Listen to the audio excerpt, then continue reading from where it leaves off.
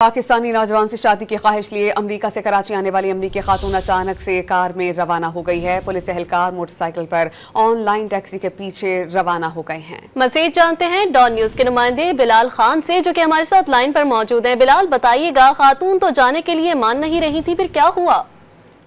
जी बिल्कुल, देखिए अमरीकी खातून अचानक से कार में रवाना हुई है। खातून ने ऑनलाइन टैक्सी मंगवाई और वहां से चली गई है, जबकि पुलिस सुल्तान की जानिब से ये कहा गया है कि हमें नहीं मालूम अमरीकी खातून कहाँ गई है। जबकि पुलिस सरकार मोटरसाइकिल पर ऑनलाइन टैक्सी के पीछे रवाना हुए हैं। जबकि गुज़श्ता रोज अमरीकी खातून ऑनलाइन टैक्सी के जरिए एयरपोर्ट से गार्डन अली आर्केड पहुंची थी, जिसके बाद खातून की जानिब से अपार्टमेंट के पार्किंग एरिया में धरना दे दिया था। कई घंटों बाद खातून नामालूम मकाम की तरफ रवाना हुई है।